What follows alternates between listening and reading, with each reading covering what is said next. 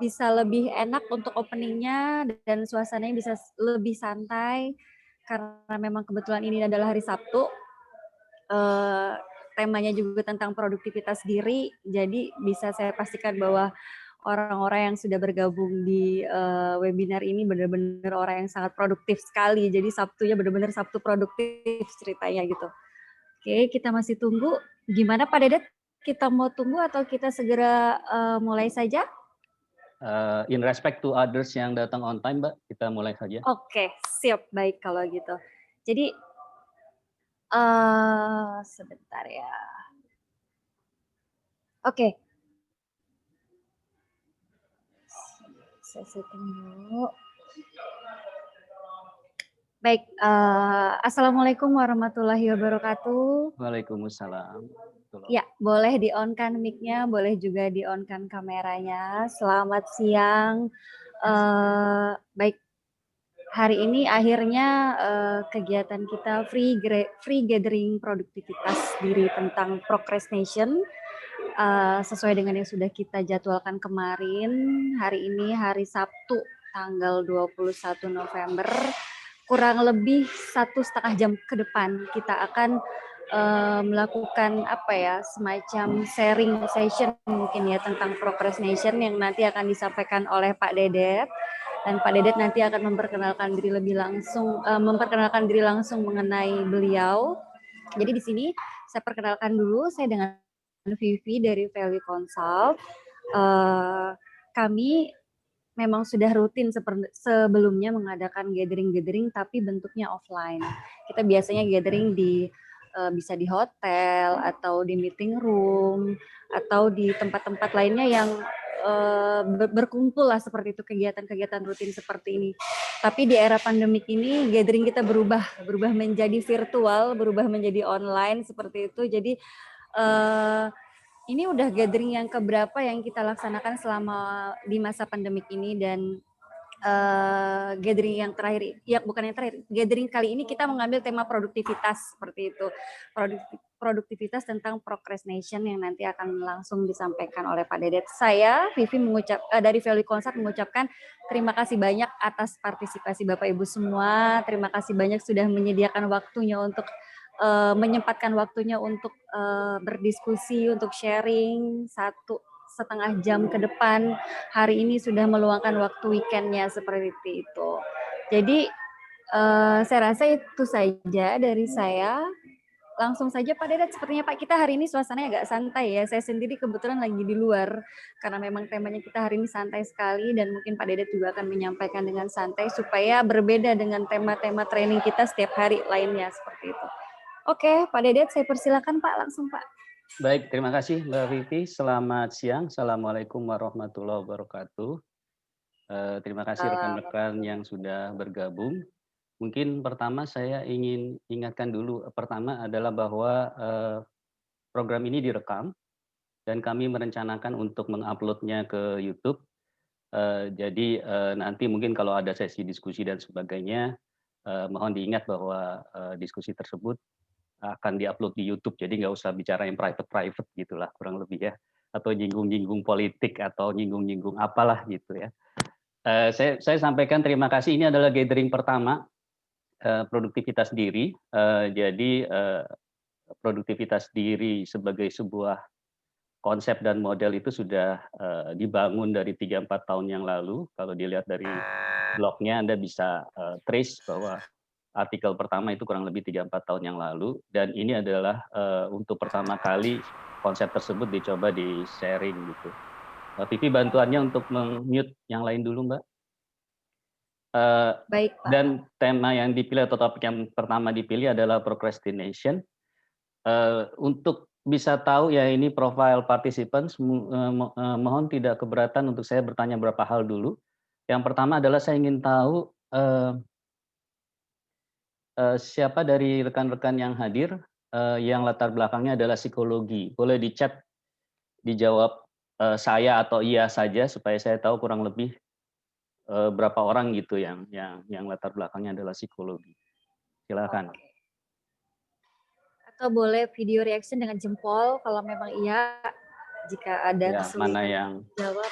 Iya. Baik, Mbak Selviana, ada lagi yang lain? Mbak Dini, Mbak Santi, Mbak Inike, Mbak Nuri. Nah, ini kelihatan nih latar belakang psikologi yang awal-awal muncul kebanyakan wanita, Mbak Vivi. Memang kita laki-laki itu minoritas di psikologi itu, bisa cuma 30 atau malah makin lama kayaknya makin minoritas gitu. Saya melihat beberapa nama senior, saya nggak perlu sebut ya. Selamat datang dan terima kasih sudah hadir. Baik, perkiraan saya mungkin ada ya, sepertiganya kali ya, walaupun ini belum semuanya. Oke, pertanyaan kedua kalau boleh, eee, apa namanya, ada yang mungkin ini saya perlu kasih waktu agak lama ya, silakan juga ditulis di chat. Ada yang merasa bahwa punya concern procrastination yang spesifik nggak gitu? Mudah-mudahan yang hadir tuh sudah cukup tahu ya procrastination apa, karena saya juga dapat pertanyaan, procrastination itu apa sih? Berarti memang topik ini belum familiar ya. Jadi, buat, apa namanya, kalangan umum. Tapi mungkin ada yang merasa nggak ya, saya punya spesifik procrastination terkait apa gitu? Kalau ada boleh boleh share di chat supaya saya tahu kira-kira, atau semuanya sebetulnya tidak apa namanya, tidak ada kasus yang spesifik, tapi kalau ada silahkan di-share.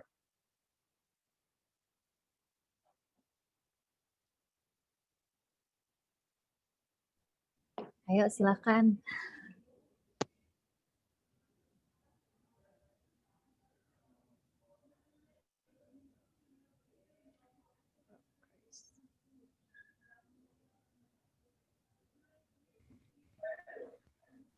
Assalamualaikum Pak Dede, mau tanya Yes, maksudnya Mbak spesifik Santi. itu yang seperti apa Pak? Jadi misalnya, terima kasih pertanyaannya nih, mungkin memang saya punya kecenderungan untuk kurang mengelaborasi ya. Jadi yang spesifik itu misalnya saya, ini kalau kalau mahasiswa, saya nggak tahu ada yang mahasiswa nggak di sini ya. Saya itu sering menunda-nunda menyelesaikan skripsi, itu paling gampang kali ya, paling umum ya. Atau kalau yang pekerjaan, saya paling nggak suka melakukan pekerjaan ini, misalnya begitu ya. Atau, hal lain yang kira-kira, menurut Anda menjadi concern utamalah kenapa Anda merasa, topik ini, apa namanya, Anda merasa bahwa worth it untuk spend Sabtu gitu ya, 1,5 jam siang hari, ngobrolin tentang procrastination gitu. Kalau ada silahkan. Oke Pak, terima kasih Pak penjelasannya. Terima kasih Mbak Santi atas pertanyaannya. Oh, sudah ada tuh Pak di chat, Pak. Yes, procrastination dalam hal pengambilan keputusan, betul. Procrastination pengambilan keputusan, lengkap dalam mengambil keputusan. Oke. Memang procrastination dalam pengambilan keputusan itu sesuatu hal yang menarik ya. Kalau ada yang pernah tahu buku, saya lagi mencoba mengingat ya, kalau nggak salah judulnya Wait ya, Wait atau apa gitu. Justru dia mengatakan bahwa momen untuk pengambilan keputusan yang terbaik justru dengan menunda gitu. Jadi apa namanya, makanya nanti saya akan share bahwa procrastination is not about content, it's about context gitu ya. Jadi bukan soal menunda pengambilan keputusannya atau cepat mengambil keputusannya, tapi seberapa jauh kita cukup tahu timingnya dan konteksnya, kapan yang tepat untuk mengambil keputusan. Walaupun isu procrastination pengambilan keputusan bukan bukan jadi isu utama untuk hari ini ya. Mudah-mudahan di saat-saat yang akan datang. Procrastination academic, oke, terima kasih. Ada lagi nggak nih yang lagi mencet? Oke. Oh, di luar bidang procrastination academic, oke, sure. Nanti justru mungkin banyak yang bahas kita dalam. Oke, mepet ke deadline. Nah, ini isu yang common ya. Kalau di generasi saya tuh ada istilah SKS. Ada yang tahu nggak ya SKS apa dulu? Kalau Sistem terkait. kebut semalam. Nah, berarti sudah turun ke bawah nih ke generasi TV juga. Ya, Iya, jadi padahal jauh ya jaraknya. sekali lagi ya, oke, saya mungkin teringat dengan cerita Bill Gates ya.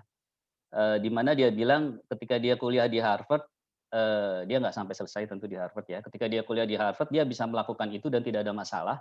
Tapi begitu dia di tempat kerja, dia baru tahu bahwa itu ternyata nggak bisa jadi pattern dia di tempat kerja begitu ya. Jadi apa namanya, sekali lagi ingin saya sampaikan bahwa itu terkait konteks kemudian ya. Baik, terima kasih untuk sharing-nya. Mudah-mudahan nanti ada kesempatan lagi untuk men-share ya. Saya coba mulai dengan Mbak Vivi ya, dengan share slide ya.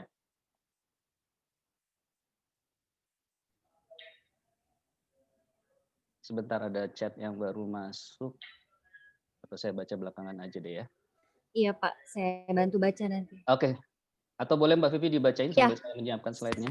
Saya concern dengan prokrastinasi karena seringnya dianggap kemalasan, padahal sebetulnya itu berkaitan dengan rasa takut. Good. Yes, procrastination berangkat memang procrastination itu sebagian karena rasa takut. Ada beberapa misunderstanding mengenai procrastination ya. Biasanya procrastination dianggap sebagai masalah time management, which is not.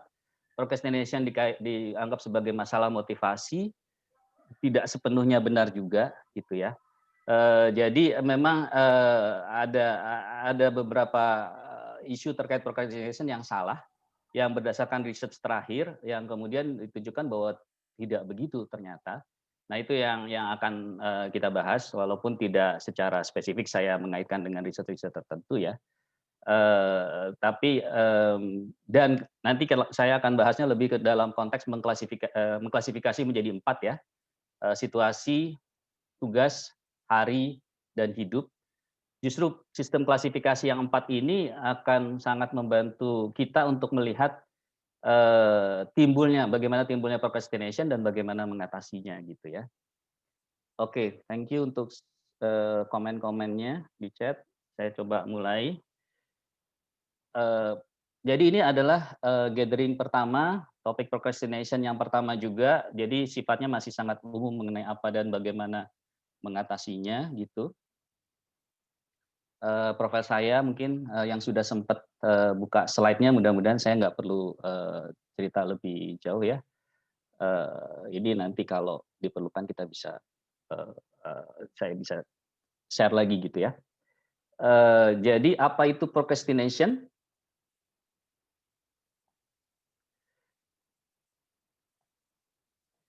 Memilih menunda melakukan sesuatu hal yang penting dengan memahami konsekuensi negatif dari penundaan tersebut. Jadi hampir selalu kita berada dalam pilihan antara melakukan sesuatu yang menyenangkan dengan melakukan sesuatu yang perlu dilakukan gitu ya. Dan procrastination adalah kondisi di mana kita akhirnya memilih melakukan yang menyenangkan, padahal tahu ada konsekuensi dari tidak melakukan hal yang perlu dilakukan gitu. Ini yang sifatnya kemudian bergulir ya, bergulir karena kalau pakai konteks sekarang yang kita akan bahas, bergulir dari karena faktor situasi yang tidak menyenangkan, sampai akhirnya tugas tertentu dianggap tidak nyaman, sampai akhirnya aktivitas sehari-hari yang dianggap memberatkan, sampai akhirnya kemudian yang paling parah adalah kita merasa bahwa hidup kita begitu-begitu saja karena banyak hal yang kita anggap penting yang tidak kita lakukan. Itu yang disebut sebagai procrastination hidup gitu dalam konteks pembahasan kita hari ini. Jadi secara sederhana saya mendefinisikan procrastination sebagai penundaan negatif. Negatif dalam arti konsekuensinya negatif ya. Kenapa? Alasan utama adalah mendapatkan perasaan menyenangkan saat ini. Jadi istilahnya adalah give in to feel good gitu ya.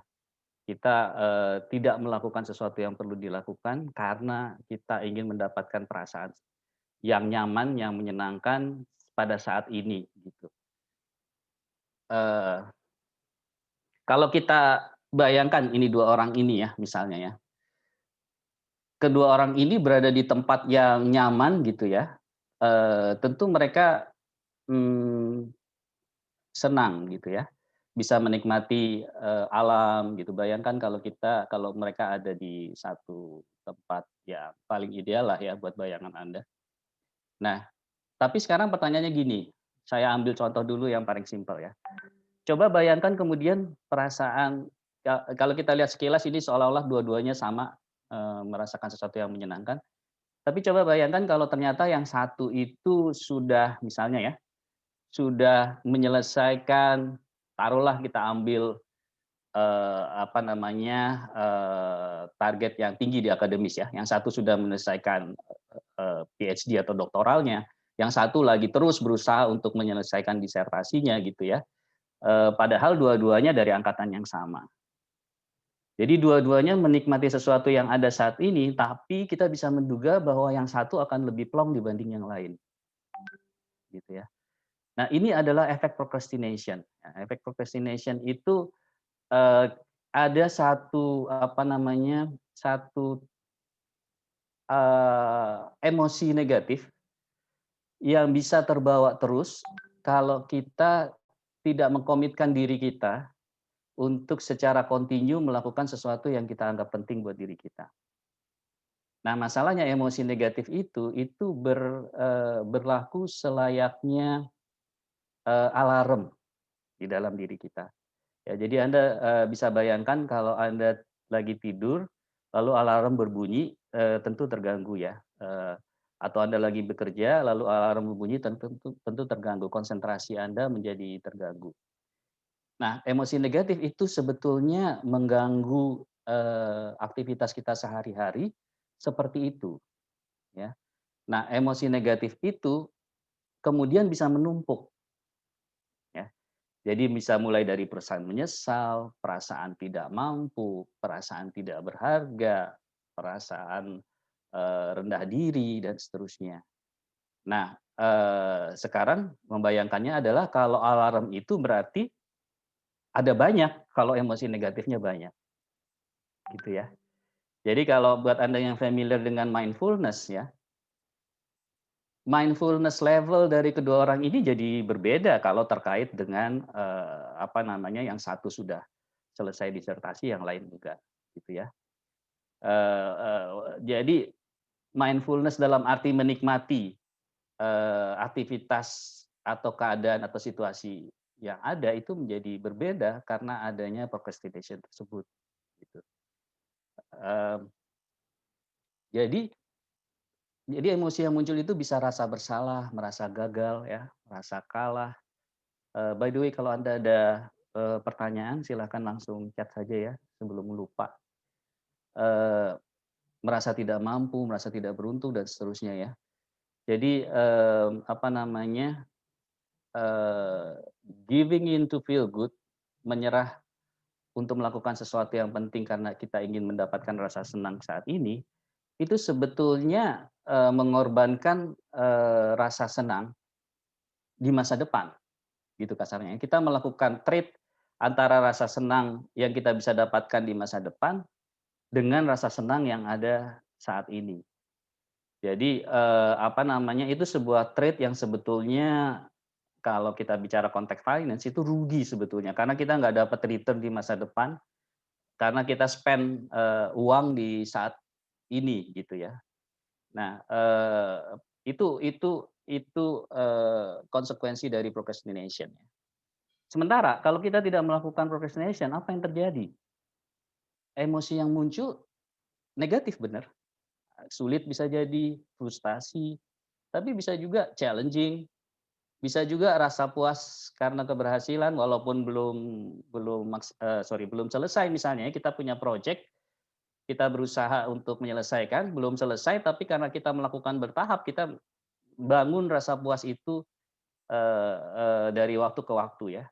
Kemudian juga menimbulkan rasa mampu dan percaya diri. Jadi istilah saya kalau Anda sempat membaca artikel yang saya kirimkan linknya di WA group ya.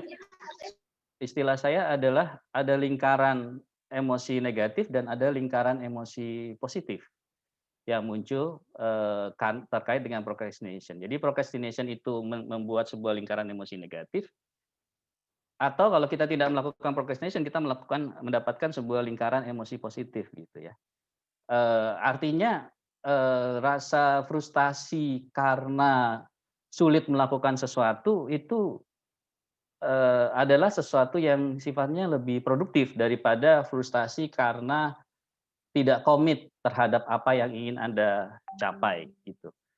Nah, apa namanya, ada suatu survei, yang pernah dilakukan terhadap, orang, senior gitu ya, istilahnya, kalau saya nggak salah setting-nya adalah di panti jompo, ketika ditanya apa yang paling disesalkan, eee, oleh mereka ya, apakah melakukan sesuatu tetapi gagal, atau tidak melakukan sesuatu atau tidak mencoba sesuatu padahal menurut Anda itu penting. Dan kebanyakan jawabannya Anda bisa duga adalah yang kedua gitu ya. Jadi tidak melakukan sesuatu padahal, itu penting, buat dia gitu. Nah, sekali lagi itu berarti procrastination. Jadi, ada 2 track istilahnya yang bisa kita tempuh ya. Yang track pertama itu kita mengkomitkan diri kita terhadap sesuatu yang ingin kita capai, track kedua adalah kita, apa namanya, istilah sederhananya tadi ya, giving in to feel good gitu ya. Berusaha mencari, keep orienting terhadap hal-hal yang menyenangkan. Nah, masalahnya adalah, mendapatkan hal yang menyenangkan pada saat ini ketika Anda melakukan procrastination itu tidak sepenuhnya menyenangkan akhirnya, ya, dalam hal tersebut. Jadi, anggapan yang salah tentang procrastination adalah ini cuma masalah disiplin, kita perlu lebih keras dengan diri kita. Kenapa, ini salah? Karena berbagai research terakhir, terkait procrastination mengatakan bahwa self compassion ya, menyayangi atau, respect terhadap diri kita itu sebetulnya justru fondasi untuk bisa mengatasi procrastination. Tapi kalau kita, tidak membangun self compassion, justru orang-orang yang, procrastination malah akan jatuh lebih dalam kepada procrastination-nya.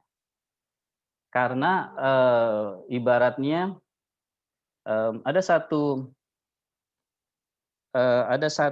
apa namanya, satu,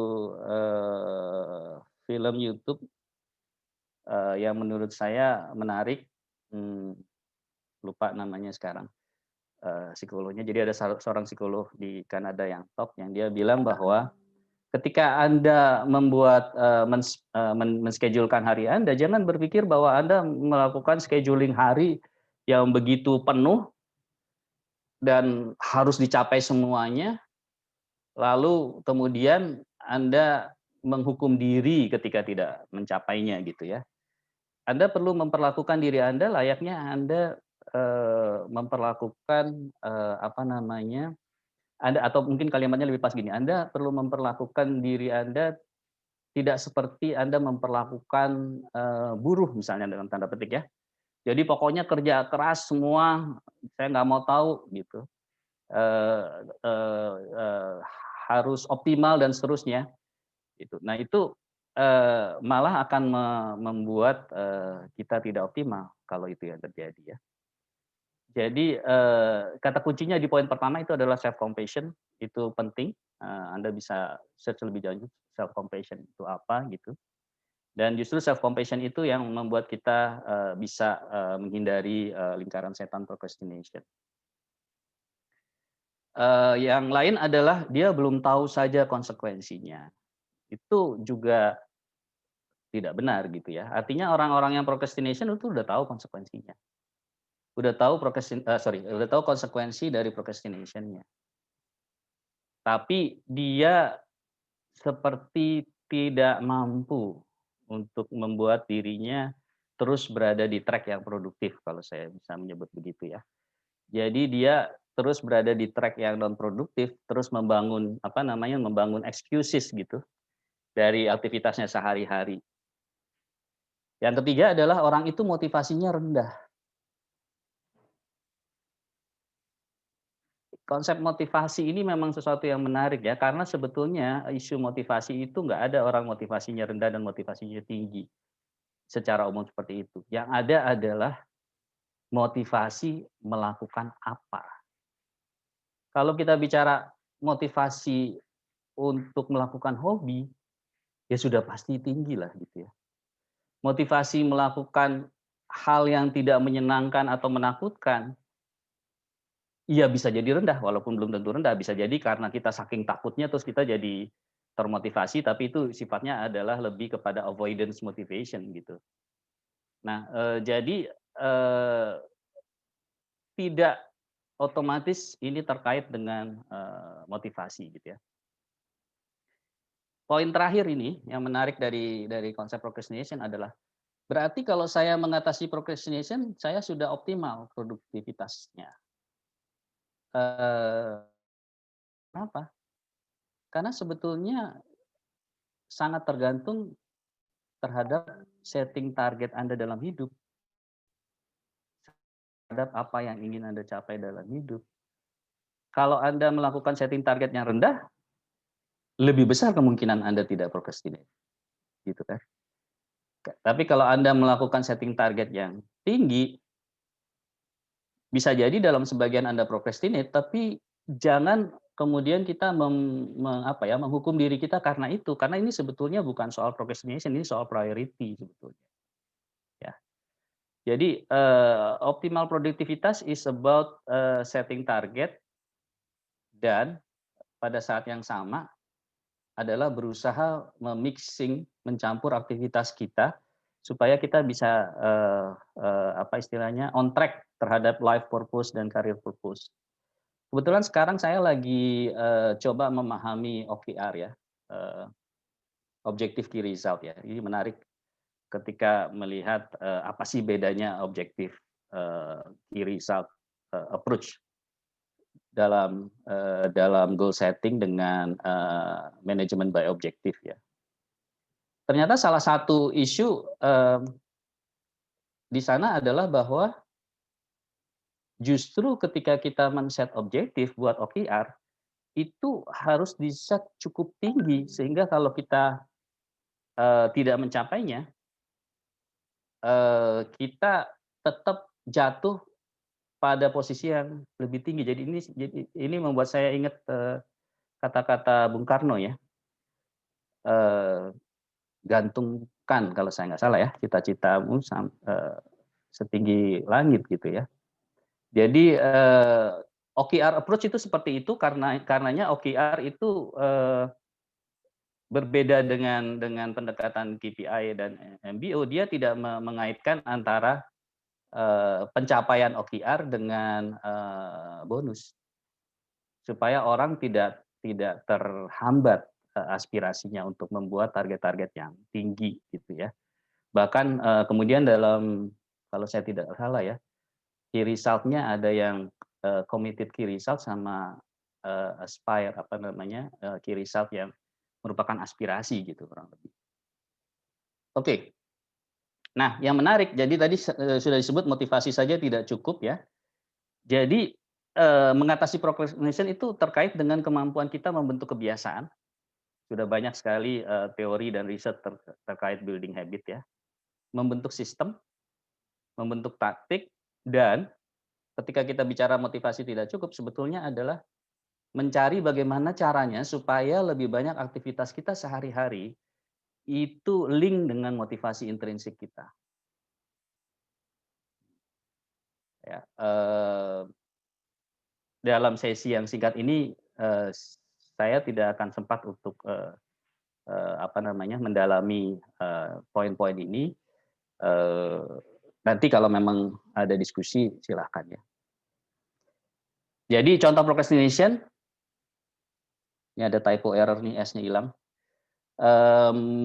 Menunda menyelesaikan skripsi, menunda menyelesaikan pekerjaan padahal tenggat waktu semakin dekat. Menunda menjalani hidup sehat. Itu interesting juga itu, karena sebetulnya bukan orang tidak tahu mengenai menjalani hidup sehat, tapi banyak komplikasi-komplikasi ketidakjelasan ketika perlu mengambil keputusan gitu. dan mengambil keputusan penting sehingga membiarkan masalah terus berlarut. Mungkin paling gampang contoh yang teringat oleh saya ini adalah ketika kita bicara problem dalam relasi ya. Kita tahu ada problem dalam relasi, tapi kita seringkali menunda untuk menyelesaikan masalah tersebut karena challenge yang perlu diatasi kalau kita masuk ke dalam membuka konflik tersebut gitu ya. Ini tidak hanya dalam konteks couplehood, pasangan suami istri, tapi juga dalam konteks atasan bawahan. Ya, ada sesuatu yang kita tidak nyaman dalam relasi itu, tapi hampir-hampir tidak ada bawahan yang bisa dengan terbuka bisa dengan terbuka mengangkat masalah itu atau membahasnya. Memang sebagian karena atasannya sendiri ya, yang mungkin dipersepsikan sebagai otoriter misalnya ya, untuk menyederhanakan situasi ya, istilah itu saya pakai. Ini berbagai alasan yang bisa dikemukakan ketika terjadi procrastination ya. Jadi pertama memang kita perlu aware terhadap self talk dan excuses yang kita bangun ya. Saya kerjakan nanti saja, coba saya tanya dulu ke atasan saya tunggu komentar dari pembimbing saya, hari ini jadwal saya padat, besok aja ya. Minggu depan akan lebih ringan jadwalnya dan seterusnya ya. Jadi salah satu step ketika kita ingin mengatasi procrastination, coba lihatlah kira-kira self talk kita ketika mencari alasan itu apa aja gitu. Ya, karena istilah saya nih, semakin banyak kita membuat excuse, kita akan menjadi semakin jago ya. Jadi kita akan keluar sebagai master of excuses kemudian ya. Bukan master dalam bidang yang lain, tapi master dalam membuat excuses. Dan problemnya adalah semakin kita jago dalam membuat excuses, sekali lagi ini istilah saya, semakin ada blank spot di dalam introspeksi diri kita gitu. Karena kita kemudian tidak tahu atau tidak sepenuhnya sadar, mungkin lebih tepat istilahnya ya, mana yang excuses dan mana yang enggak gitu. Sudah ada berbagai cara untuk mengkonfirm gitu. Jadi kita di dalam diri itu sudah ada berbagai cara untuk mengkonfirm diri bahwa ini benar gitu ya. Bahwa ini benar, ini salahnya bos, ini benar, ini organisasinya aja yang berantakan gitu ya. Ini benar, ini salah orang tua saya, atau ini benar, ini dosen pembimbing aja yang nyulitin dan seterusnya ya. Jadi be aware of that gitu. Karena self thought dengan excuses itu akan build up, akan terbangun sedikit demi sedikit gitu dalam diri kita. Oke. Jadi procrastination adalah menunda mengerjakan hal penting demi kesenangan sesaat, menukar prospek mendapatkan hari yang berhasil dengan melakukan hal yang menyenangkan dan rasa bersalah. Ya, jadi dari kita berusaha untuk mendapatkan hari yang berhasil. Maksudnya gini, kalau kita mengevaluasi hari itu sebetulnya ada dua hal yang yang biasanya menjadi orientasi kita. Yang pertama adalah seberapa menyenangkan hari ini. Ya, berarti kita membangun aktivitas-aktivitas hari kita, ya, membangun aktivitas hari kita dalam satu hari itu dalam rangkaian aktivitas-aktivitas yang menyenangkan. Tapi ada juga evaluasi yang kedua, yaitu seberapa saya puas sama hari saya. Seberapa saya merasa saya sudah cukup menjalankan hari ini dengan optimal. Seberapa saya merasa bahwa hari ini itu bisa saya pertanggungjawabkan sebagai hari yang produktif, misalnya begitu ya. Nah, sebetulnya ketika kita idealnya kita bisa memanage dua hal ini gitu. Kita bisa memanage antara membuat hari yang menyenangkan dengan membuat hari yang produktif gitu. Gimana caranya kita bisa manage itu, kita bisa combine itu sehingga tidak menyalahkan diri di akhir hari dan merasa bahwa aduh gimana sih ini hari kita nggak produktif. Tapi di sisi lain juga tidak mentorture diri kita, tidak memperlakukan diri kita sedemikian rupa seolah-olah kita adalah tadi ya istilah saya buruh gitu, dalam tanda petik melakukan ini itu tanpa kita memix dengan hal yang menyenangkan. Oke, saya teringat tadi namanya psikolog kan ada itu Jordan Peterson. Jadi kalau ada yang pernah dengar nama beliau, kalau Anda keep di link nanti di WA group nanti coba akan saya share video yang saya maksud ya, mengenai apa yang Jordan Peterson katakan mengenai bagaimana sebaiknya kita mendesain hari kita gitu ya. Oke, nah kalau kita melakukan itu semua, kemudian poin ketiga adalah berarti kita tidak menjadikan hidup kita sebagai proyek penting. Ya. Ini juga apa ya namanya ya? Ini juga sesuatu yang dikotomi gitu ya. Seseorang itu bisa menjadikan proyek pekerjaannya sebagai proyek penting, bisa spend banyak waktu untuk melakukan perencanaan, bisa menghabiskan banyak energi untuk mengeksekusi perencanaan tersebut, tapi at the same time pada saat yang bersamaan dia tidak menjadikan hidup dia sebagai proyek penting. Cukup aneh sebetulnya, tapi common terjadi. Dengan kata lain dia bersedia mengorbankan dirinya untuk kepentingan pekerjaan atau kepentingan yang lain gitu ya, dan tidak mengutamakan apa yang menjadi prioritas dari hidupnya gitu. Dengan bahasa yang lain mungkin saya ingin mengatakan bahwa seberapa jauh aktivitas kita sehari-hari itu align dengan apa yang ingin kita capai dalam hidup kita.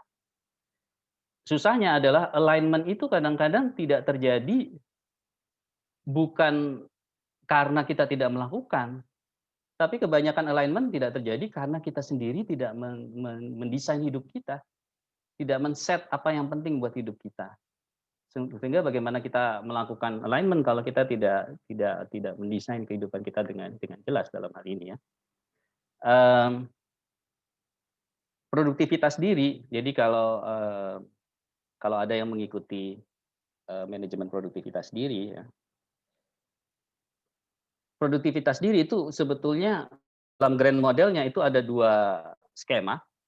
Yang pertama adalah vertikal, yang kedua adalah horizontal. Vertikalnya itu adalah dari directing sampai improving. Nanti mungkin saya elaborasi sekilas ya. Nah, directing sampai improving itu tujuannya sebetulnya alignment. Jadi kalau directing sampai improving-nya itu berjalan dengan baik, maka harapannya adalah aktivitas sehari-hari yang kita lakukan itu align dengan apa yang ingin kita capai dalam hidup gitu ya. Vertikalnya adalah directing sampai improving, horizontalnya adalah procrastination to engagement gitu. Oke, poin yang lain adalah membangun perasaan gagal, kemudian menyebabkan kita hilang rasa percaya diri, dan membela present self kita pada saat ini dan merugikan future self. Riset yang terkait dengan ini menarik juga gitu ya. Jadi salah satu riset yang teringat oleh saya adalah ketika seseorang dipasangkan gambar future self-nya, karena teknologi sekarang kan sudah memungkinkan tuh ya, gambar kita, terus kita bikin lebih tua gitu. Kemudian foto itu ditaruh di mungkin meja kerja kita gitu. Maka ternyata kalau dilakukan hal tersebut, maka future self akan lebih terbela gitu ya. Karena kebanyakan kemudian kita lupa bahwa apa yang kita lakukan saat ini itu akan bisa merugikan future self kita. Riset yang lain terkait dengan neuroscience ditemukan bahwa ketika seseorang membayangkan future self, itu ternyata area di otaknya yang aktif ya dalam MRI ya, itu ternyata sama dengan ketika dia membayangkan orang lain. Ya. Dengan kata lain, default kita itu memisahkan antara future self dan present self. Which is berarti perlu extra effort gitu untuk dalam aktivitas sehari-hari kita bisa mengintegrate antara kepentingan masa depan kita dengan kepentingan saat ini. Ya. Dan melakukan evaluasi setiap hari yang kita merasa bahwa apa yang kita lakukan itu sudah baik, itu sebetulnya merupakan cara untuk mengintegrate itu. Oke, jadi apakah saya procrastinate? Agak susah untuk menentukan dari waktu ke waktu, saya lagi procrastinate nggak ya, gitu. Perlu perlu perlu kejujuran diri yang cukup, optimal dalam hal itu, karena tadi kita bisa melakukan excuses banyak hal. Yang bisa mungkin kriteria objektif adalah kita melihat agak panjang sedikit ya. Saya sebetulnya termasuk orang yang berhasil dalam track yang ingin saya capai, atau saya adalah penonton dari keberhasilan orang-orang lain, gitu ya.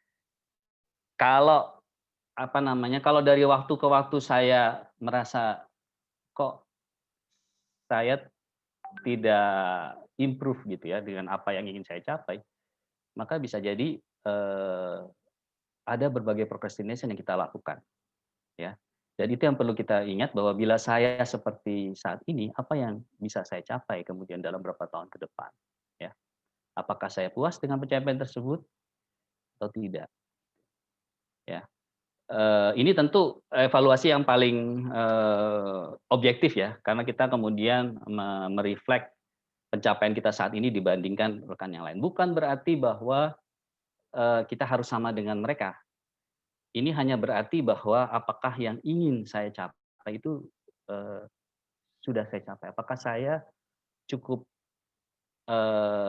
puas dengan apa yang sudah saya capai selama ini ya. Karena menangkap pada saat kejadian itu memerlukan kejujuran diri. Tapi sebetulnya kalau kita ingin mengatasi procrastination, kita perlu menangkap pada saat kejadian gitu ya. Artinya menangkap pada saat kejadian adalah ketika, kita ingin procrastinate, kemudian kita, tahu bahwa, oh ini saya sebetulnya sedang dalam, intersection antara antara antara mau melakukan procrastination atau harus melakukan hal yang penting. Lalu apakah selalu kita harus membela hal yang penting? Enggak juga.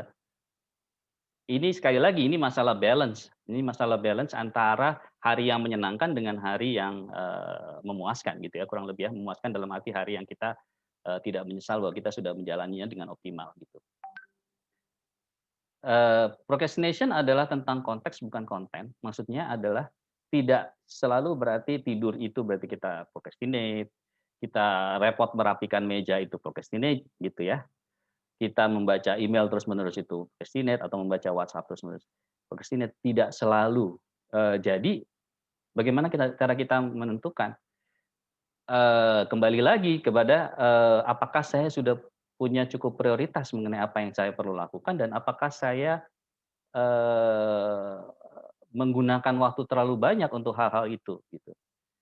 Sama seperti, jadi ini satu contoh yang lain ya. Ketika seseorang, mengerjakan, buku misalnya ya, menulis buku ya. Kalau saya dalam menulis buku itu mencari referensi, membaca banyak buku gitu ya, melakukan research, itu saya procrastinate atau enggak? Soalnya kan ada yang bilang bahwa, kenapa enggak tulis aja, selama Anda belum tulis ya berarti Anda belum melakukan itu, hal yang lain di luar menulis itu adalah procrastination.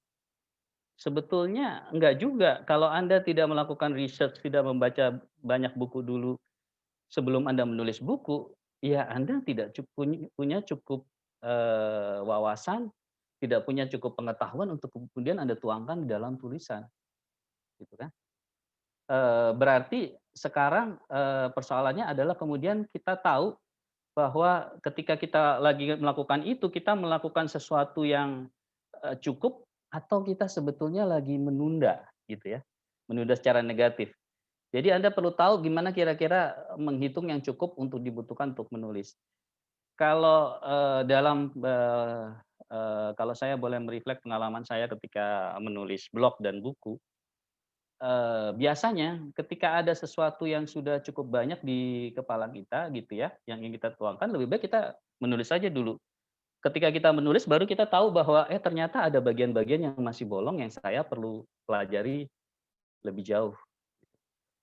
Tapi di sisi lain kalau kita terlalu banyak membaca ini itu nanti, jangan-jangan, apa namanya, kita, ibaratnya, jadi malah, takut untuk memulai karena udah terlalu banyak dan udah terlalu confused gitu, di dalam, diri kita gitu ya. ada istilah, mudah-mudahan saya nggak salah ini menyebutnya, eee, pa apa ya, paralyzing by analyzing apa ya, jadi orang melakukan over analysis terhadap sesuatu sehingga dia menjadi paralyzed, yang menjadi tidak melakukan sesuatu. Ini mungkin salah satu masalah juga dalam pengambilan keputusan.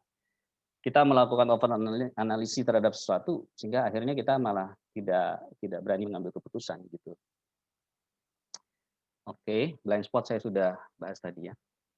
Ini akibat procrastination ya. Mungkin kurang lebih sudah jelas ya. Termasuk ya mungkin saya sebut aja relasi ya misalnya ya. Artinya ketika seseorang procrastinate itu dia salah satu konsekuensinya adalah biasanya dia terlambat kan ya dalam mengerjakan bagian dia. Kalau kita bicara konteks kantor, ada orang yang telat mengerjakan sesuatu itu biasanya mempengaruhi pekerjaan kolehanya kan kalau itu terkait gitu ya, karena dia adalah internal customer buat kolehanya tersebut. Nah, jadi itu akan mempengaruhi relasi kemudian ya. Dan ketika procrastination itu sudah menumpuk sampai kepada procrastination hidup, itu konteksnya lebih mendekati kepada depresi kemudian. Jadi manfaat tidak procrastination atau tidak procrastinate adalah rasa tenang ya, menghindari masalah, tumbuhnya rasa percaya diri, ini penting banget gitu. Sukses dan kita menjalani hidup yang lebih bermakna.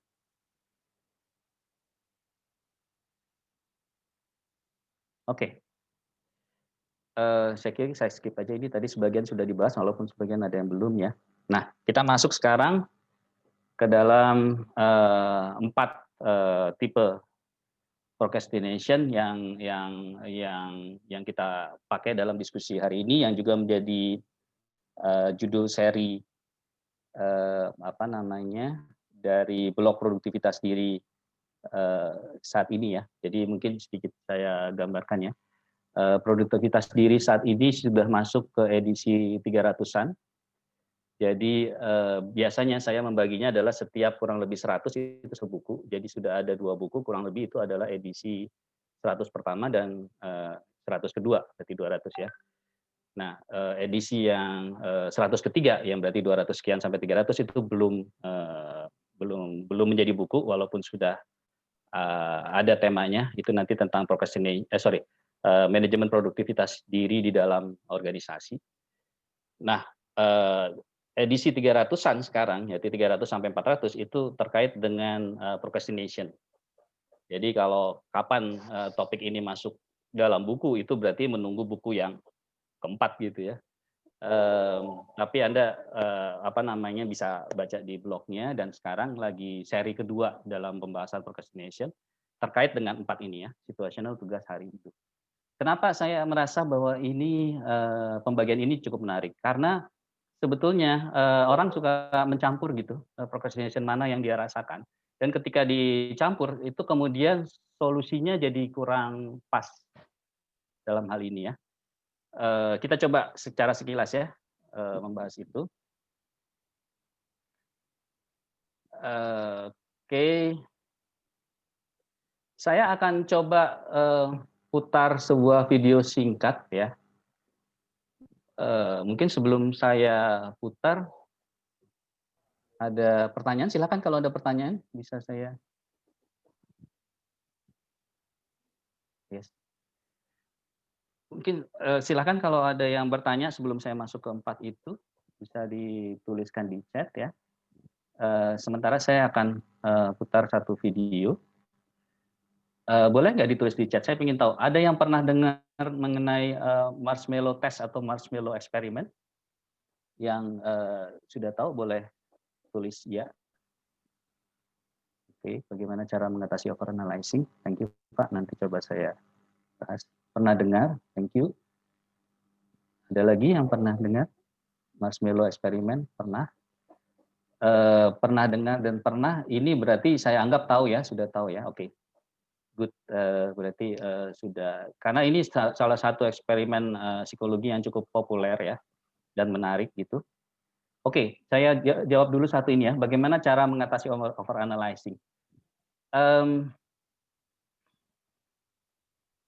Kalau Anda familiar dengan design thinking, ya, Anda tahu bahwa salah satu, mudah-mudahan ya betul, salah satu konsep dari design thinking itu adalah bagaimana caranya supaya kita tidak terlalu jauh dari pengujian, gitu ya.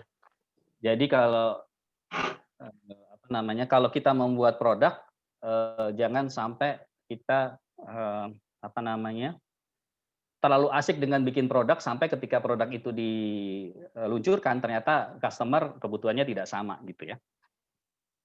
Nah, sama juga dengan overanalyzing itu terjadi ketika apa namanya, ketika kita tidak mencoba sesuatu, tidak mencoba keputusan kita. Mungkin ini tidak terlalu relevan dalam semua konteks, mungkin saya tambahkan setting yang lainnya.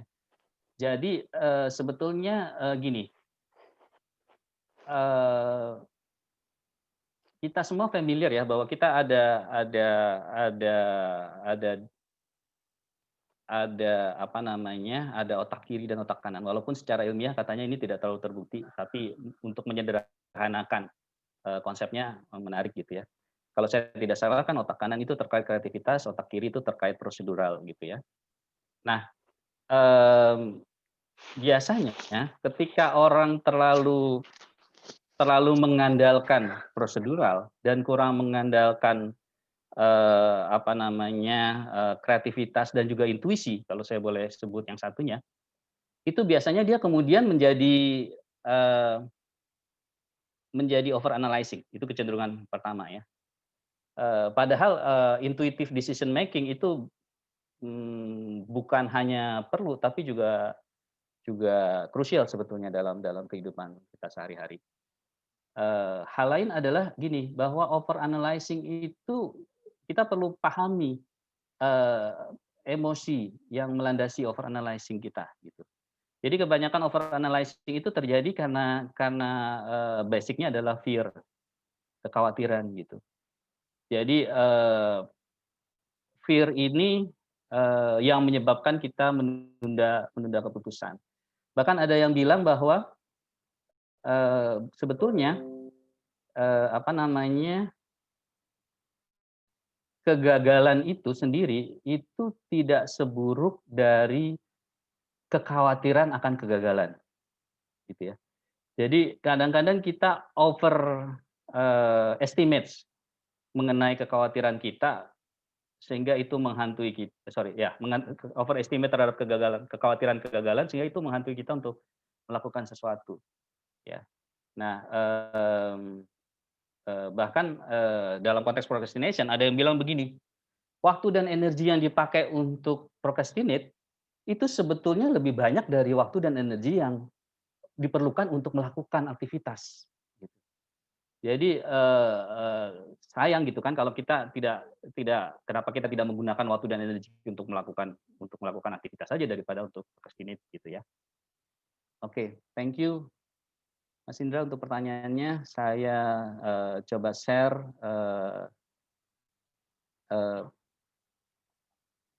marshmallow test ya.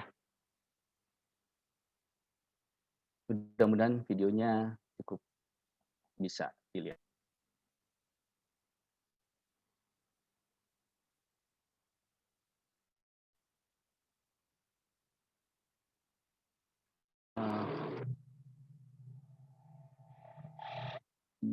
Suaranya keluar nggak Mbak Vivi? Belum, Pak. Berarti saya harus melakukan apa? Ketika Bapak share screen, ada di halaman settingannya itu dicontreng tulisan share computer sound. Oke, sebentar. Ini oke. Coba saya tutup dulu deh. Ya. Oke, ketika saya share screen, Ya, kan tampil sebelum saya sebelum share memilih computer sound. filenya. Oke. Ya. Di checklist lalu pilih file lalu share.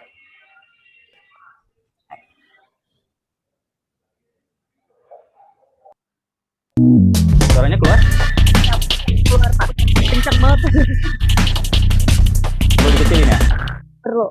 Enggak sih, tergantung komputer Tergantung masing-masing. Tapi komputer cepat. Okay, sit in that chair. All right, here's the deal. Marshmallow for you. You can either wait, and I'll give you another one if you wait, or you can eat it now.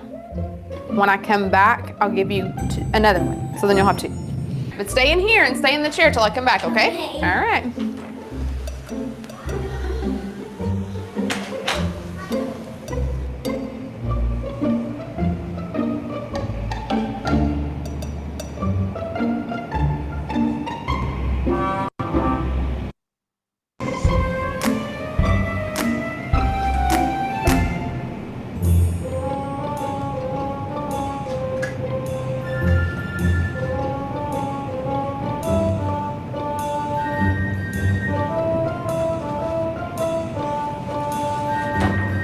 Mungkin yang belum familiar, suara saya kedengaran Mbak Vivi? Oke. Mungkin yang belum familiar dengan eksperimen ini, jadi kepada anak tersebut diberikan dua pilihan. Dia bisa makan agar itu sekarang, atau dia nunggu beberapa menit sampai si researcher-nya datang lagi, dia akan mendapatkan dua agar-agar. Gitu ya.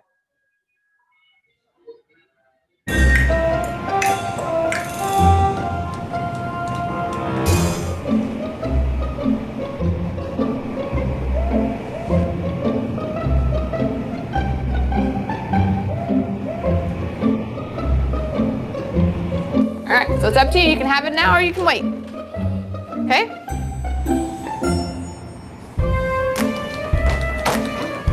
I'll be back. Stay in the chair, okay? Okay.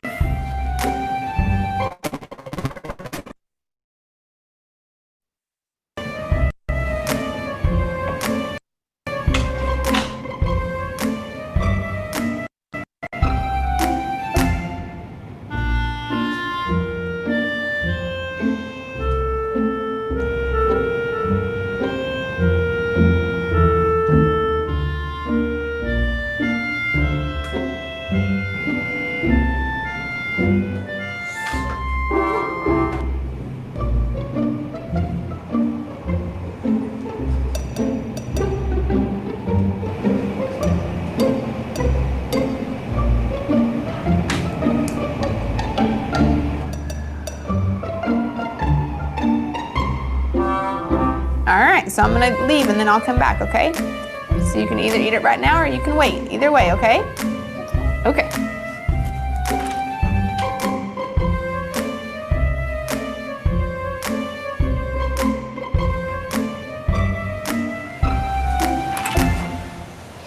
How'd you do?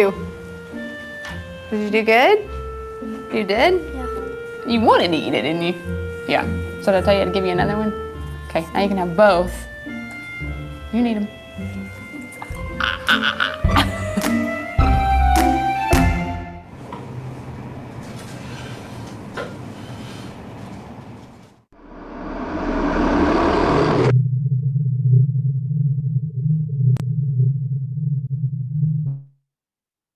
Oke, boleh ditulis di chat kira-kira relevansinya apa ya dengan topik kita? Sambil saya coba share screen lagi.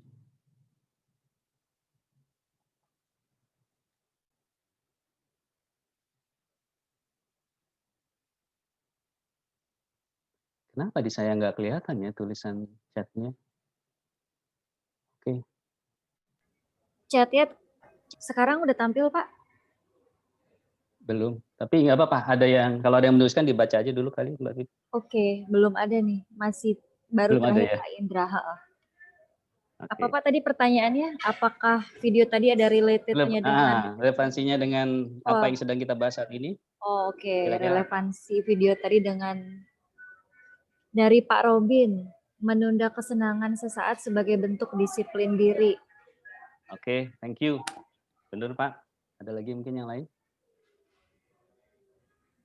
Silakan yang lain Bapak Ibu, ditunggu.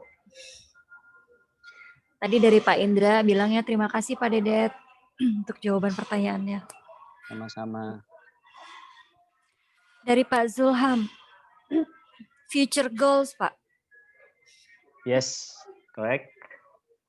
Future goals yang dibela ya, berarti.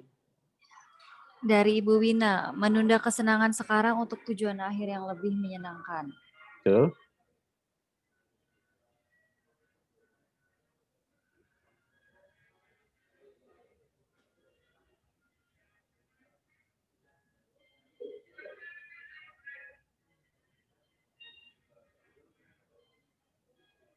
Ayo, ada lagi yang mau ditunggu di chat? Oh, dari Anyan. Mohon maaf nih, saya nggak tahu Bapak atau Ibu nih. Bapak Anyan, Menunda itu rekan karena saya itu. oh ya, mohon maaf Pak Anyan. Menunda karena tidak mampu membuat prioritas. Oke, thank you Pak Anyan. Oke, thank you untuk sharingnya. Betul, jadi sebetulnya kita bicara tentang procrastination situasi sekarang ya. Sebentar, ini. Ya, masih ada Pak dari Pak Tajudin. Oke. Pengendalian diri akan memberikan hasil.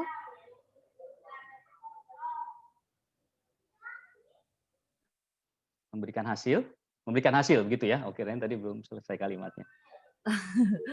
Ya, sampai. Oke, sebentar ini saya kok nggak bisa turun, nggak bisa pindah slide sebentar. Mungkin di stop aja dulu Pak, nanti di share lagi. Oke deh, saya lakukan itu ya. Oke, sambil tunggu Pak Dedet yang masih mau tulis silahkan. Pak Robin say hi tuh ke Pak Anyan Pak. Jadi boleh sambil reuni juga nih di chat sepertinya. Oke, coba lagi. Nggak bisa juga. Bentar ya. Mungkin saya harus mulai dari, jangan langsung dari ini kali ya. Bentar, berarti saya harus masuk ke sini. Ke sini, lalu ini diginiin. Ya. Terus saya coba share slide.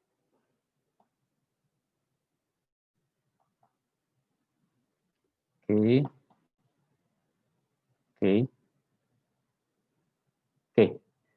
Terlihat ya? Terlihat ya? Oke. Jadi sebetulnya inilah yang kita bicara kemudian situasional. Yang pertama adalah ubah lingkungan fisik. Ya. Artinya gini, dari riset Walter Mischel ya, kalau saya nggak salah namanya, yang untuk marshmallow itu sudah berulang kali dilakukan kembali oleh psikolog setelahnya ya, para researcher psikologi setelahnya, dan terbukti memang kurang lebih seperti itu, dan pembagiannya kalau saya nggak salah adalah kurang lebih juga separuh-separuh. Jadi separuh itu bisa menunda dan separuh tidak ya. Dan itu kemudian istilah saya adalah inilah yang disebut sebagai competing activities yang dihadapi. Jadi kalau kita bicara procrastination situasional yang merupakan procrastination yang awal, ada competing activities yang kita hadapi antara melakukan sesuatu yang perlu dengan yang menyenangkan gitu ya. Dalam hal ini dalam research itu adalah kalau kita menganggap dua agar-agar di masa depan itu sebetulnya lebih penting buat kita, tapi meletakkan agar-agar di depan mata kita itu akan menjadi competing activities yang terlalu kuat ya. Research kemudian mengatakan kalau kita memindahkan saja ya, jadi tidak melihat itu di depan kita ya, itu aja sudah cukup untuk mengurangi kalau saya nggak salah 60% kemungkinan kita untuk gagal ya dalam memilih aktivitas yang menyenangkan.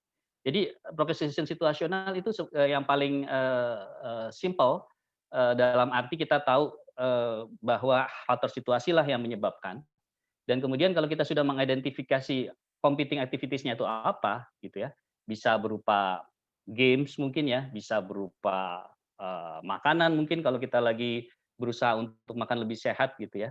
Maka berusaha untuk menghindarkan competing activities dengan mengubah lingkungan fisik saja itu sudah bisa membantu kita untuk lebih fokus kepada aktivitas-aktivitas yang perlu dilakukan ya. Hal lain adalah just get started ya, artinya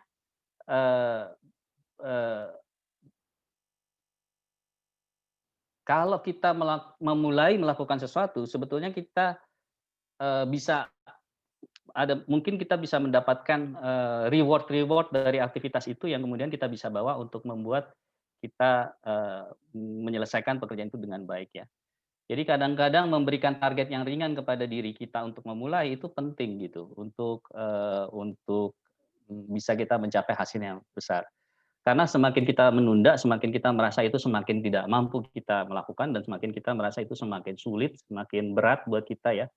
Tapi kalau kita bisa katakan, oke lah pokoknya hari ini saya melakukan hal itu paling nggak 1 jam gitu ya, atau paling nggak setengah jam. Just get started itu bisa membantu kita untuk mencari hal-hal yang momentum-momentum yang bisa menggulirkan hal tersebut gitu ya. Jadi ketika kita memberikan target yang terlalu tinggi itu justru akan menghambat kita. Ya. Itu situasi ya. Nah, kalau tugas gimana gitu ya. Jadi kalau situasi itu kita tahu ada situasi di lingkungan yang perlu kita atasi, maka kita perlu mengelola situasi tersebut ya. Nah, kalau tugas gimana? Nah, kalau tugas ini menarik untuk membayangkan relasi dengan tugas seperti relasi dengan orang sebetulnya ya. Jadi relasi dengan orang itu kan sebetulnya juga merupakan bangunan pengalaman yang kita dapat dengan orang tersebut ya, yang kemudian membuat bangunan emosi tersentuh ketika kita bertemu dengan orang tersebut. Nah, tugas mirip dengan itu walaupun kalau terkait dengan tugas kadang-kadang konteks itu jadi lebih penting gitu ya. Jadi kadang-kadang kita mempunyai pekerjaan atau aktivitas yang kita rasa kita suka. Tapi misalnya kalau pada saat itu kita lagi tidak suka sama yang memberikan tugas, itu bisa menghambat kita untuk mengerjakan itu dengan baik gitu ya. Atau kalau kita tahu kalau kita menyelesaikan tugas itu nanti akan menyenangkan orang tertentu, itu bisa menghambat kita. Jadi kita perlu paham kurang lebih apa lingkup emosi yang menyelimuti tugas tersebut gitu. Nah, dalam hal ini berarti pemahaman kita akan hal tersebut akan membantu kita ya. Balance antara nyaman dan puas ini sudah kita bahas dan kita perlu lihat kemudian nah yang menarik adalah kita tidak perlu menyelesaikan permasalahan di konteks itu secara penuh, tapi kadang-kadang kita cukup perlu mencari sumber motivasi yang lain atau energi yang lain yang bisa membuat kita menyelesaikan gitu ya. Jadi misalnya kita tidak menyelesaikan karena saya lagi sebel nih sama atasan saya yang memberikan tugas. Nggak perlu diselesaikan dulu permasalahan dengan atasan untuk kita bisa menyelesaikan tugas, tapi kita cukup melihat bahwa apa sih kepentingan tugas itu buat kita, apa manfaatnya kalau kita menyelesaikan itu, apa manfaatnya kalau kita kerjakan secara mencicil dibanding tidak gitu ya. Nah, itu yang lebih menentukan atau membantu kita dalam mengelola relasi kita terhadap tugas. Nah, kemudian adalah hari. Nah, hari ini kita procrastination hari ini kita kemudian bicara mengenai berbagai rangkaian aktivitas atau tugas yang kita lakukan dalam satu hari. Ya, mungkin gampangnya adalah begini, tidak semua aktivitas kita itu kan memberatkan kita, atau merepotkan kita, atau membuat kita tidak ingin melakukan gitu ya. Artinya ada aktivitas-aktivitas yang secara otomatis kita lakukan gitu ya. Baik itu karena sudah kebiasaan, baik itu karena kebutuhan gitu ya. Atau juga aktivitas-aktivitas yang menyenangkan yang kita sudah dengan sendirinya akan lakukan gitu. Nah, jadi kalau dalam kaitan dengan procrastination hari adalah isunya kemudian adalah bagaimana kita membalance kemudian antara seberapa banyak aktivitas kita yang sebetulnya istilah saya nih ya, harus dibanding ingin gitu ya. Jadi kalau kita mendesain hari kita atau hari yang kita jalani selama ini itu lebih banyak harusnya daripada inginnya, sudah tentu challenge-nya akan besar untuk kita bisa menjalani hari dengan optimal. Jadi question pertama sebetulnya seberapa jauh kita berhasil mendesain hari kita sedemikian rupa sehingga inginnya lebih banyak dari harusnya. Ya, tentu challenging kemudian kalau kita misalnya bilang bahwa iya, tapi kan saya kerja di perusahaan memberikan ini dan seterusnya gitu ya. Ada diperlukan kemampuan untuk bisa membuat, untuk bisa memberdayakan diri kita supaya kita bisa mencoba memixkan itu ya. Jadi entah itu terkait bagaimana pendekatan kita terhadap tugas itu supaya bisa mendapatkan emosi positif gitu ya. Entah itu terkait dengan bagaimana kita membangun kebiasaan kita sehingga, kita, lebih, biasa untuk melakukan hal produktif. Ini mungkin hal-hal yang kemudian teknis yang perlu secara bertahap, kita apa namanya, kita perdalam gitu ya dan mungkin, dalam kesempatan ini, saya tidak masuk, sampai dalam hal itu ya karena waktunya. Tapi intinya kurang lebih itu ya, bagaimana memixkan antara, aktivitas itu dan seberapa jauh kemampuan kita untuk melakukan itu. Jadi dengan kata lain, procrastination, situasi itu akan membuat, kalau kita tidak handle bisa jadi jatuh ke procrastination tugas, tugas bisa jadi jatuh ke hari, dan hari kemudian bisa jadi jatuh kepada, hidup ya. Di mana kalau hidup biasanya, sudah memerlukan bantuan konseling dalam hal itu. Baik, mungkin itu saja Mbak Vivi karena sudah 2:15. Silakan kalau ada yang ingin, bertanya atau mendiskusikan, bisa melalui chat, bisa juga raise hand mungkin ya Mbak Vivi ya, untuk kita ngobrol lebih jauh, dalam hal ini. Mungkin saya stop sharing dulu. Oke. Ya, terima kasih Pak Dedet untuk sharing materi hari ini. Bapak Ibu dipersilakan nih, kita masih ada waktu untuk diskusi, boleh mungkin di chat atau mungkin ada yang pengen tanya langsung juga boleh supaya lebih seru, supaya lebih dapat diskusinya. Jadi dipersilakan nih yang dari tadi mungkin masih off mic-nya, jadi masih boleh bisa di-on kan, bisa tanya langsung. Atau kalau misal masih nyambi-nyambi kegiatan lain tapi tetap denger juga boleh di chat sebelum sesi kita hari ini habis, sebelum waktu yang habis. Jadi dimanfaatkan dulu nih untuk ada yang mau ditanyakan atau ada yang mau diskusikan, dipersilakan. Saya infokan juga bahwa tadi ada beberapa yang chat juga menanyakan tentang slide materi yang disampaikan Pak Dede tadi, itu sudah kita kirimkan di WhatsApp group, tapi mungkin jika ada yang baru bergabung nanti akan kita kirimkan kembali. Jadi jangan khawatir, akan kita kirimkan di WhatsApp group untuk slide presentasi hari ini.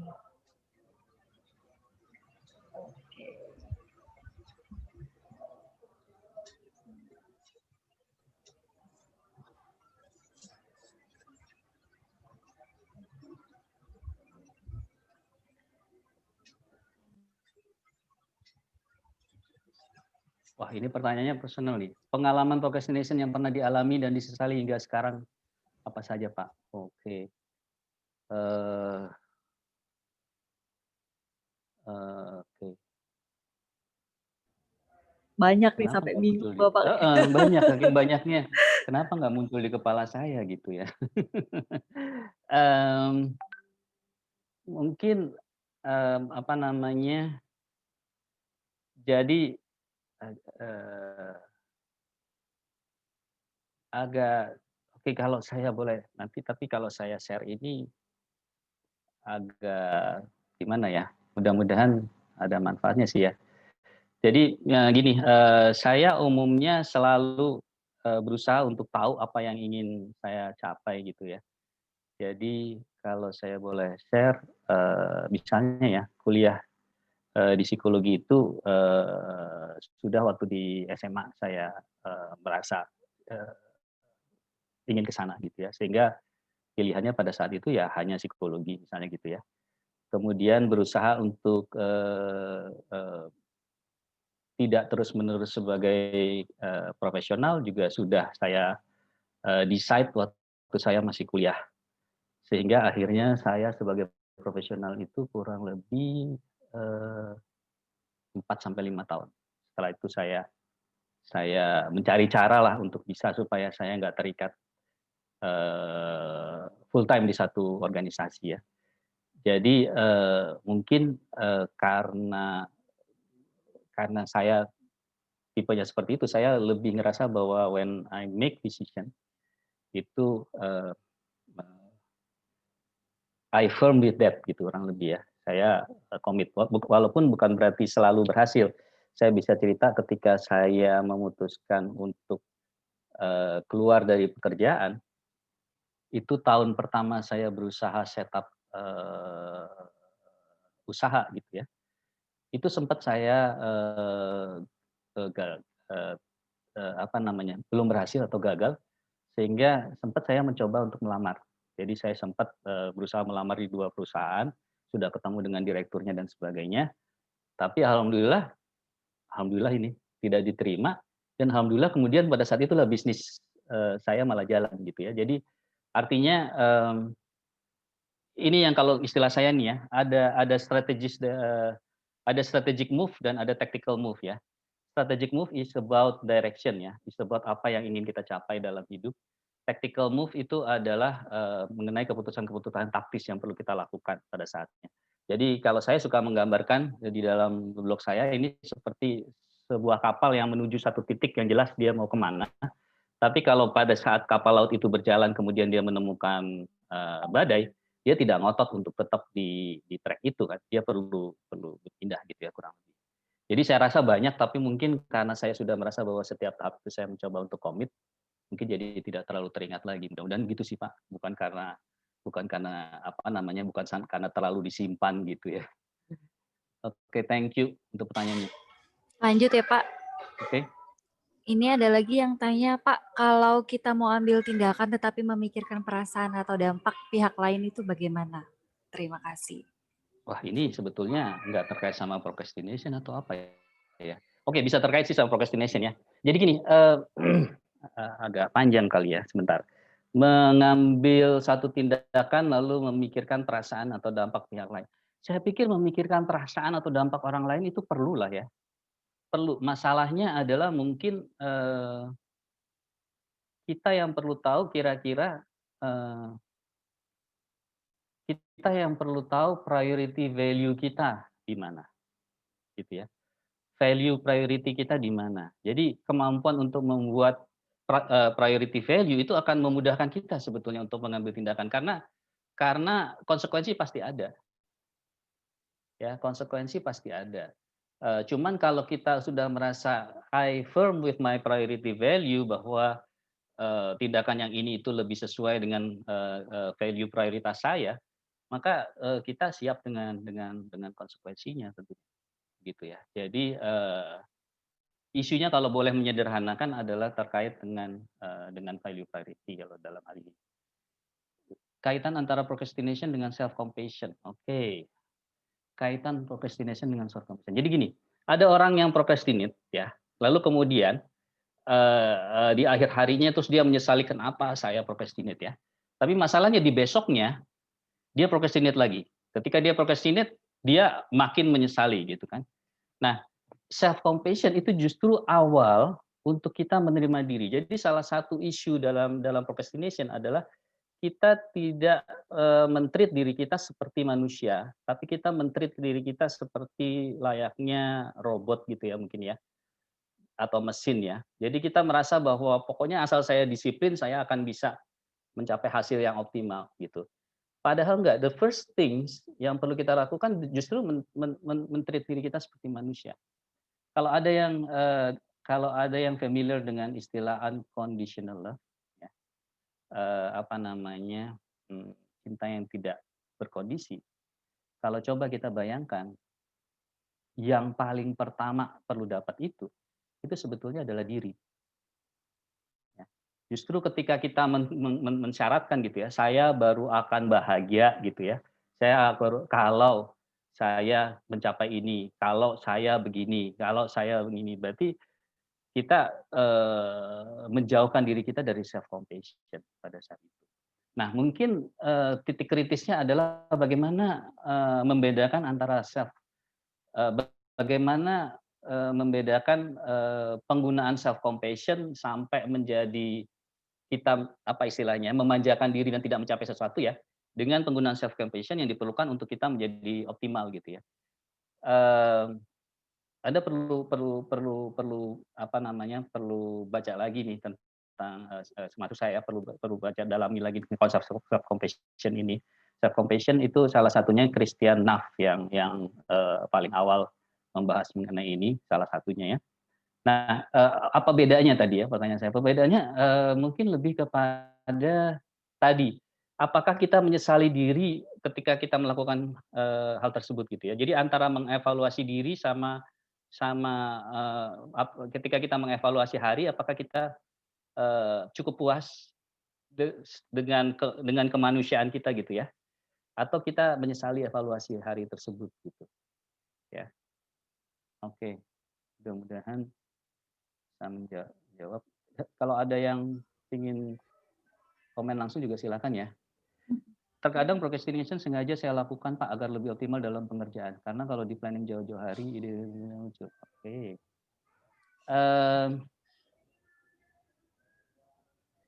Procrastination dalam perencanaan kalau saya boleh sebut ini ya pertanyaannya Mbak. Jadi terkadang procrastination sengaja saya lakukan agar lebih optimal dalam pengerjaan. Karena kalau di planning jauh-jauh hari ide dan kreativitas tidak muncul.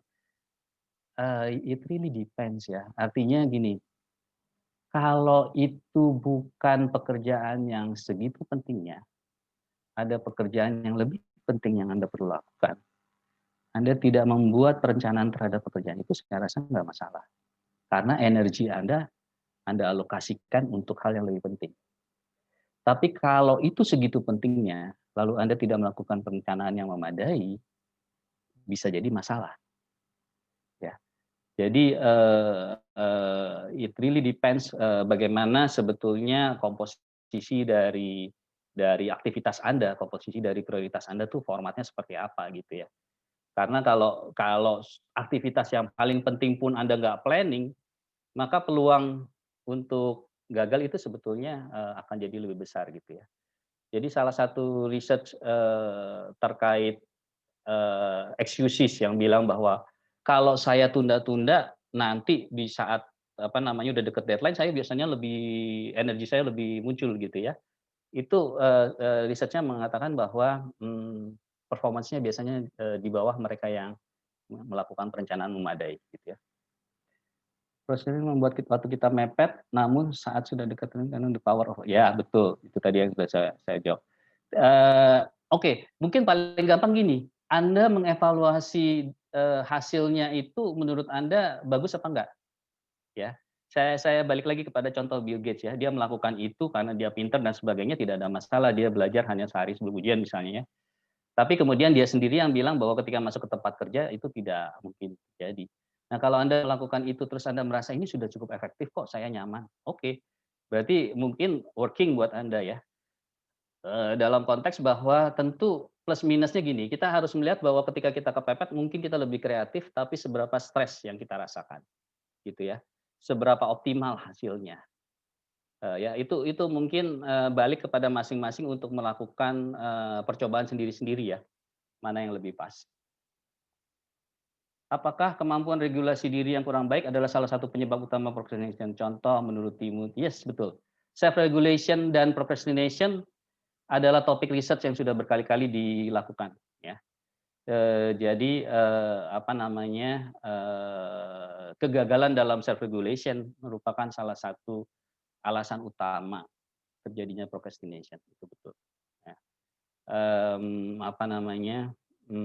Nah, sekarang isunya kan gini, self regulation ataupun willpower ya. Kemampuan kita menggunakan willpower. Willpower itu kan ternyata ketika kita mengkonsumsikannya, willpower itu berarti kemampuan kita untuk memaksakan diri melakukan sesuatu yang perlu kita lakukan. Saya mendefinisikan secara sederhana ini ya. Willpower itu ternyata berdasarkan riset kan terbatas yang kita punya ya. Karena itu kalau saya kembali lagi nih membayangkan hari kita lebih banyak yang harus daripada yang mau atau yang ingin kita lakukan, maka menggunakan willpower kita untuk memaksakan diri melakukan yang harus ini, kita nggak akan punya cukup willpower untuk bisa mencapai semuanya. Jadi isunya kemudian bagaimana mendesain hari supaya lebih mix dalam hal itu. Itu challenge-nya kemudian ya. Oke, yes. Kayaknya habis pertanyaannya. Masih ada lagi nggak kira-kira? Yang kemampuan regulasi udah belum Pak tadi Pak? Sudah, sudah. Oh, Itu sudah. kemampuan regulasi itu adalah salah satu ya.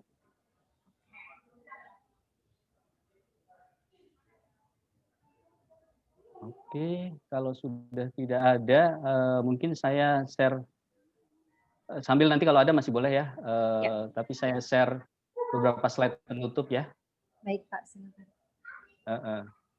Oke, jadi apa namanya?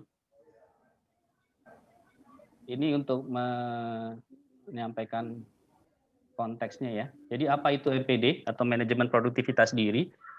Adalah pendekatan integratif yang menggabungkan konsep manajemen waktu, manajemen energi, prioritas, get things done, fokus, procrastination, engagement, dan berbagai hal lain untuk membuat sebuah model ya.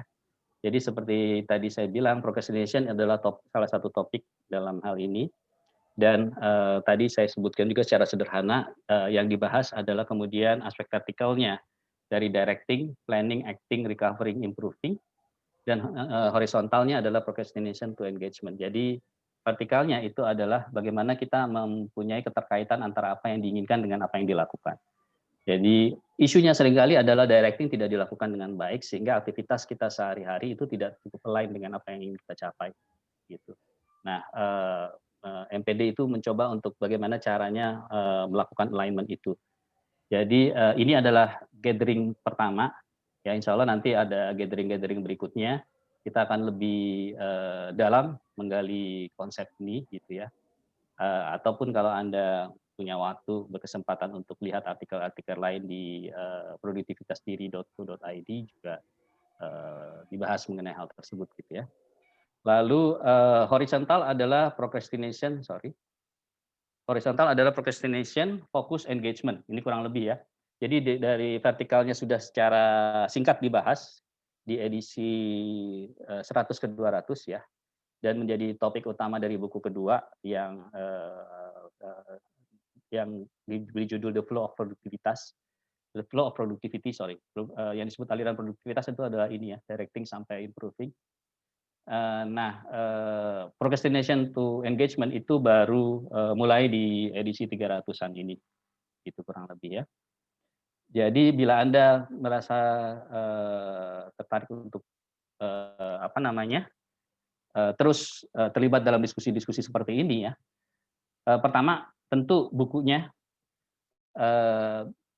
bisa Anda beli, nanti mungkin Mbak Ori akan memberikan informasi kalau Anda ingin memesan bukunya. Tapi yang ada baru yang pertama, jadi yang kedua saya udah lakukan soft launch pada saat ulang tahun value ke-20 di Desember lalu, tapi kita ingin cetak tahun ini, terus ada pandemi, jadi kita pikir kita tunda dulu lah gitu ya.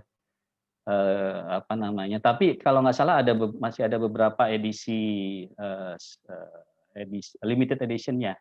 Jadi kalau ada yang tertarik dengan buku yang ini, mesti dicek nanti oleh Mbak Ori terkait apakah masih ada atau enggak gitu ya. Lalu MPD's online course on procrastination, jadi terkait dengan topik ini, tapi didalami lebih jauh sampai 2 minggu program WhatsApp dan 3 kali sesi online, itu akan dilakukan, tapi saya belum janji kapan ya. Mungkin yang bisa dilakukan kalau Anda memang berminat adalah Anda kirim message nanti ke customer service-nya Telekontak bahwa Anda berminat untuk ini, sehingga nanti kalau memang peminatnya sudah cukup banyak, baru kita akan lakukan. Bisa jadi tahun depan atau kapan gitu ya. Dan terakhir adalah mungkin please stay di WhatsApp grupnya untuk informasi free gathering yang lainnya. Itu kurang lebih mungkin ya. Itu saja. Jadi silakan kalau ingin explore lebih jauh bisa buka produktivitasdiri.co.id. Anda bisa lihat sampel buku di sana. Anda bisa baca artikel-artikel yang ada.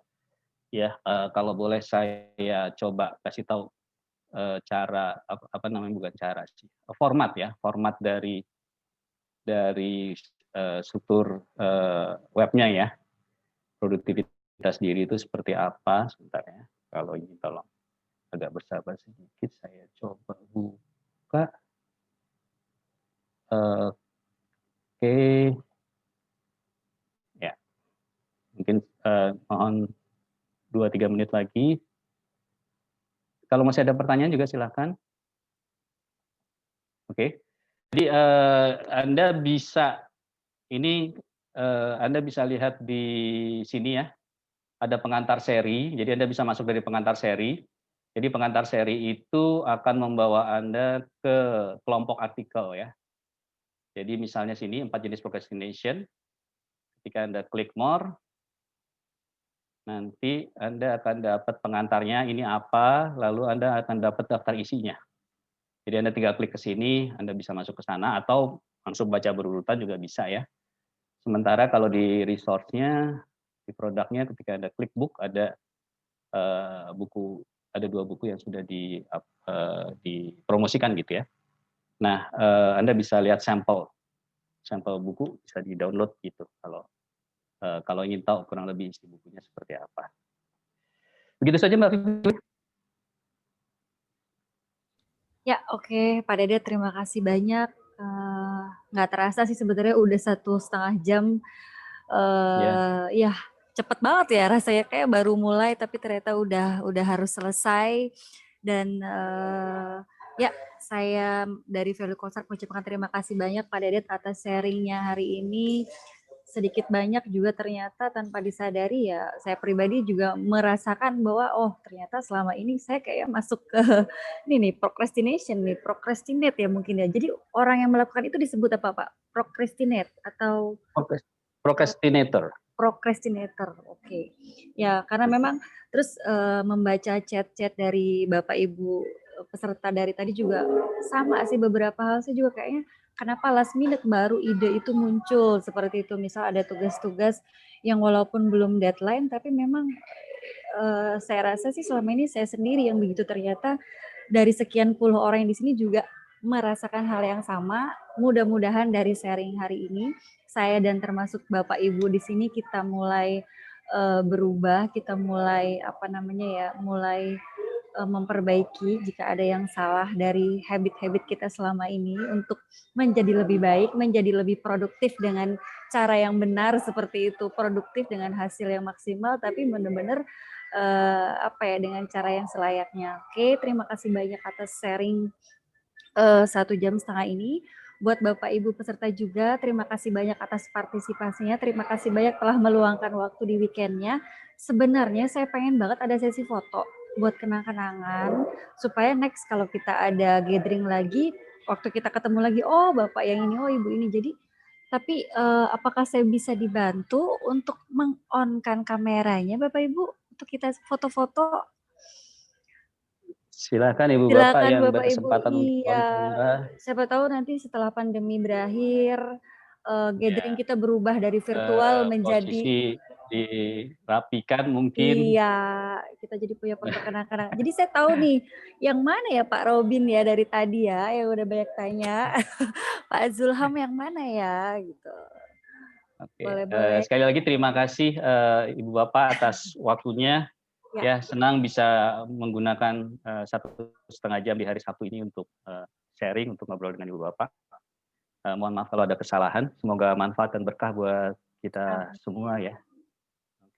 Oke, saya udah lumayan nih Pak, ada yang on kamera.